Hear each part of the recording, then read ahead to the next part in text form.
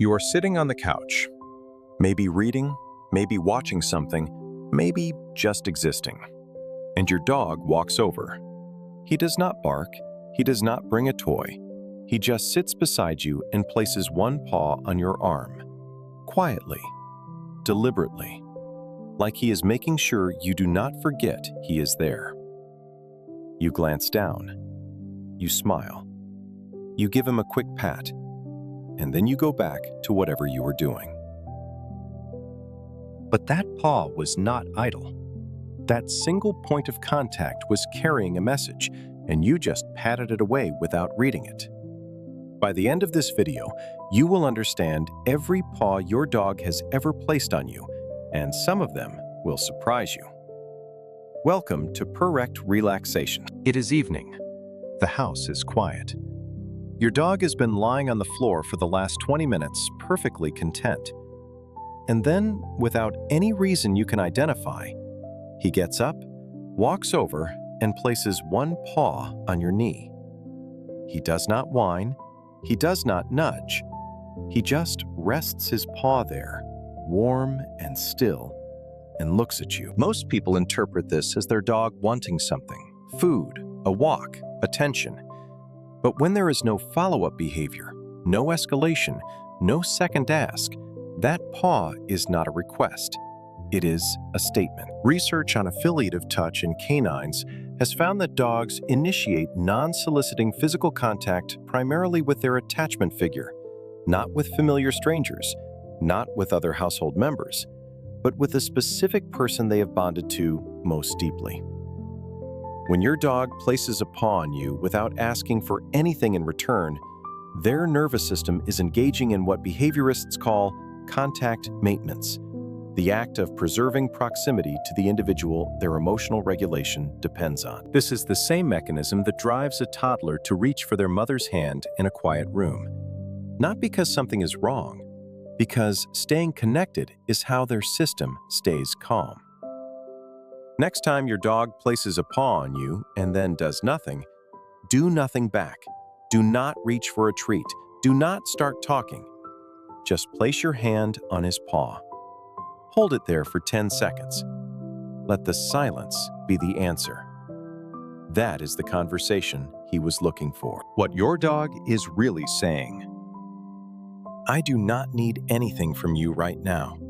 I just need to know you are still here. A woman named Sarah told us about the day she came home after losing her father. She sat on the kitchen floor. She did not cry. She did not make a sound. She just sat there staring at the tile. Her dog, a 7-year-old Labrador named Cooper, walked in from the next room. He did not approach the way he usually did. No wagging, no energy, no playful nudge. He walked slowly. He sat beside her, and he placed one paw on her thigh. He held it there for over 4 minutes. She counted afterward, because she could not believe how long he stayed. That was not coincidence. Dogs can detect changes in human emotional states through a combination of olfactory cues, vocal tone, body posture. And this is the part most people miss: chemical changes on the skin. Research has shown that dogs can identify the scent of cortisol, the stress hormone, and distinguish it from baseline states. When you are in distress, your body chemistry changes before you even realize it, and your dog's 300 million olfactory receptors pick it up. The paw placement in moments of distress is not learned behavior. It is an empathetic response, the dog's nervous system registering your state and initiating physical contact as a co-regulation strategy. They are not trying to fix you. They are trying to stabilize you. The same way a hand on the shoulder does not solve anything, but makes everything more bearable. If you are going through something difficult and your dog places a paw on you, let him stay. Do not push him away. Do not pretend you are fine. His nervous system already knows you are not. Let his presence do what it is designed to do. Have you ever been on your phone, texting, scrolling deep in something that has nothing to do with your dog, and suddenly felt a paw land on your arm? Not gently, not resting, pressing, almost tapping. And when you look down, your dog is staring directly at you with an expression that says, "I have been here the whole time." This one is different from the quiet paw. This paw has intent behind it. This is your dog making a deliberate bid for attention, and the science behind it is more sophisticated than most people realize. Studies on referential communication in dogs have found that dogs use at least 19 distinct gestures to intentionally communicate with their owners. The paw placed on a human while maintaining direct eye contact meets every scientific criterion for intentional referential signaling, meaning the dog knows what they are doing. They know who they are directing it at, and they adjust their behavior if the first attempt does not work. If you do not respond, they press harder. If that does not work, they move the paw higher, from your arm to your chest, from your lap to your face. They escalate because they understand that communication requires a response. Here is what to do when your dog taps you with that intentional paw. Stop what you are doing for 15 seconds. Make eye contact. Acknowledge the bid. You do not have to drop everything, but respond. A dog who learns that his communication attempts are consistently ignored eventually stops trying. And a dog who stops trying is a dog who has given up on being heard. Most people think their dog puts a paw on them because he wants affection. Sometimes that is true. But there is a version of the paw that has nothing to do with love and everything to do with control. If your dog places a paw on you and his body is stiff, his weight is forward, his ears are up and locked, and his gaze is hard, that is not affection. That is resource guarding behavior directed at a person, and it is more common than most owners realize. Behaviorists call this claiming behavior. The dog is using physical contact not to connect, but to control proximity to signal to other animals or people in the environment that this person belongs to them. It often shows up in multi-dog households when a new person enters the room, or during moments when the dog perceives competition for the owner's attention. The difference between an affiliative paw and a possessive paw is entirely in the body language that accompanies it. Soft body, relaxed face, loose tail, that is connection. Stiff body, hard stare, rigid posture. That is a dog managing a resource. If you notice this pattern, the fix is not punishment, it is structure. Practice calm separations. Reward your dog for settling independently. Teach him that your attention is not a finite resource that needs to be guarded. Spend 5 minutes a day reinforcing calm behavior when you are giving attention to someone else, another person, another pet, even your phone. Let him learn that proximity is not ownership. Stay with me. The next section is the one most owners completely misread, and the correction is immediate. This one is quiet, and it might be the most important one on this list. Your dog is sleeping. Maybe on the couch, maybe on the bed, maybe on the floor right next to you. And at some point during the night, without waking up, he stretches one paw out and rests it against your leg. He does not open his eyes. He does not shift his body. Just one paw reaching out in sleep, finding you. Research on canine sleep architecture has found that dogs who sleep in proximity to their attachment figure spend more time in deep sleep, the restorative phase where the brain consolidates memory, repairs tissue, and regulates the immune system. The physical contact appears to function as a neurological anchor, a signal to the sleeping brain that the environment is secure enough to fully disengage. When your dog reaches for you in his sleep, his conscious mind is off. There is no strategy, no learned behavior, no training. That paw is his nervous system on autopilot, making one final check before surrendering completely to rest. And the thing it is checking for is you. Next time you feel that paw find you in the middle of the night, do not move it. Do not shift away. Let his brain complete the circuit. That contact is the difference between shallow rest and deep, restorative sleep.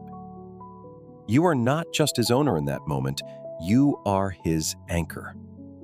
Close your eyes for a moment. Imagine you cannot speak, you cannot text, you cannot write a note or raise your hand, or clear your throat to get someone's attention. The only tool you have is your body. And the only part of your body that can reach the person you love most without jumping, without barking, without breaking the rules, is one paw. So you use it. You place it on their arm when you need to feel them close. You press it against their leg when you sense something is wrong. You reach for them in your sleep because even your unconscious mind cannot let go of the person who makes the world make sense. That is your dog's entire communication system. One paw, 100 meanings. And every single one of them starts with the same word, you. Imagine you broke something, a rule, a boundary, a piece of trust. And the only way you could apologize was to reach out and touch the person you upset. No words, no explanation. Just one hand extended, carefully, hoping they do not pull away. Your dog has been in that position. He chewed something he should not have. He jumped when he was told to stay. He barked at the wrong moment. And now you are upset. Your voice is different. Your posture is different. The energy in the room has shifted. He can feel all of it. Research on reconciliation behavior in social animals has found that dogs engage in post-conflict affiliative gestures, and the most common one is tactile contact initiated toward the person whose emotional state has changed. The paw placed on your hand after a correction is not manipulation. It is not an attempt to avoid consequences. It is a genuine social repair behavior, the dog's way of restoring the connection that conflict disrupted. When your dog puts a paw on you after he has done something wrong, accept it. Do not pull away. Do not lecture. The correction already happened. The paw is the bridge back. Hold it for 5 seconds. Let your body soften. Let your breathing slow. His nervous system is watching your every microsignal for confirmation that the bond is intact. Give him that confirmation. It costs nothing and preserves everything. There is one more paw you should know about. It is the hardest one to talk about, but it is the most important one to understand. When a dog is very old or very sick, and his body is beginning to slow in ways that neither of you can stop, he will sometimes place a paw on you and hold it there with a stillness that feels different from every other time he has ever done it. No tapping, no pressing, no pulling, just resting. Like he is memorizing the feeling of your skin under his pad. Veterinarians and hospice workers who specialize in end-of-life animal care have documented this behavior consistently.